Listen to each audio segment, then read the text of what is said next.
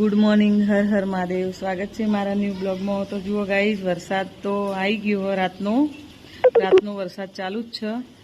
થોડી ઠંડક થઈ ગઈ, થોડી ઘણી. અને હું આવી હતી કબૂતરને દોણા નાખવા માટે. બિચારો ચેવો બેઠો હોય. જો હું તમે મારા જાળી વચ્ચે નળ ને જો બતાવું હો, ઝૂમ કરી. આ બધો રાહ જોઈને બેઠો હોય કે વરસાદ થોડો ઓછો થાય તો અમે જઈએ. જો આ છોકરો છે રમવું, મજા પડી જઈએ છોકરોને તો. અને હું પતરા ઉપર નાખું છું. જો મારા રકાબીએ પડી જઈએ પતરા ઉપર જ હું નાખું. પણ હવે કઈ રીતે નાખું? વરસાદ ચાલુ હોય એટલે નાખવા જવું તો એ તણાઈને જતા રહે. અને આ પેલા તો બધું પોણી ભરેલું હોય, એ પોણીમાં તો નંખાય નહીં.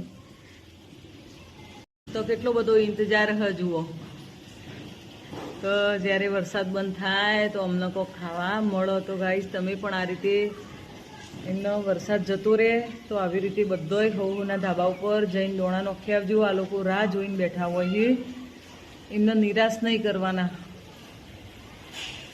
એ લોકો બિચારા આપણી રાહ જોઈને બેઠા હોય કે જ્યારે વરસાદ પૂરો થશે તો આ જગ્યાએ દોણા પડ્યા છે તો અમે ખાવું, કે પેલી જગ્યાએ દોણા પડ્યા છે ખાવું, કના ધાબે જઈએ તો અમને ખાવા મળે.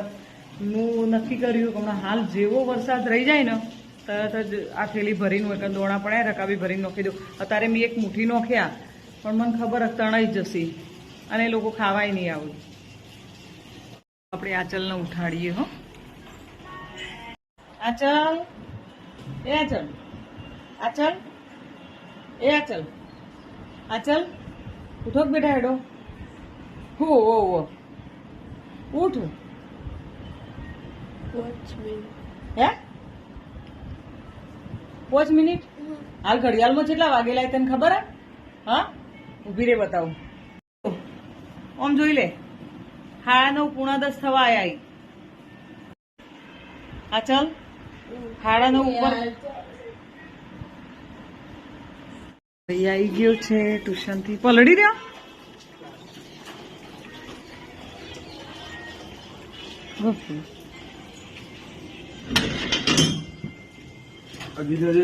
હા, પલડી ગયું. ભરું મલા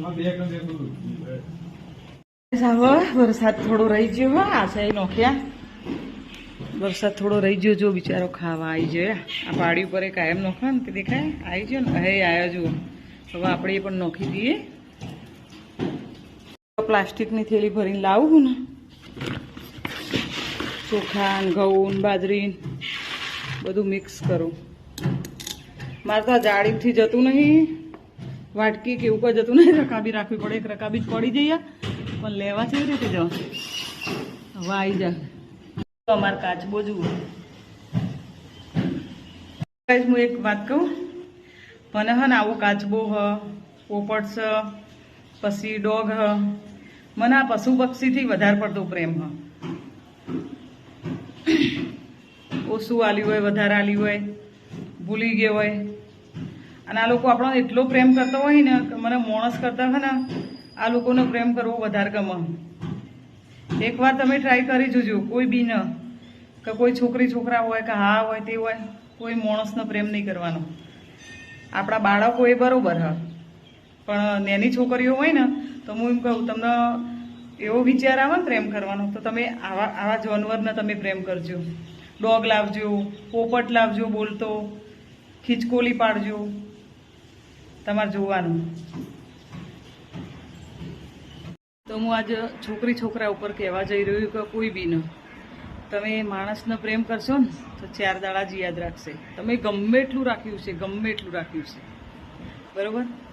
અને જો તમે આ કૂતરું હ નાનું, પોપટ છે, તમે આ પંખીને કે પશુ પંખીને કે તમે ગમે તે જાનવરને તમે પ્રેમ કરો, તમને જિંદગીભર તમે જ્યારે જો જીવશો ને, એક વખત તમે ખવડાવ્યું છે કહીને તમે પ્રેમ આપે, તમે જેટલો માણસનો પ્રેમ આલો ને એટલો ને એટલો તમે આ લોકો જાનવરનો પ્રેમ આલો.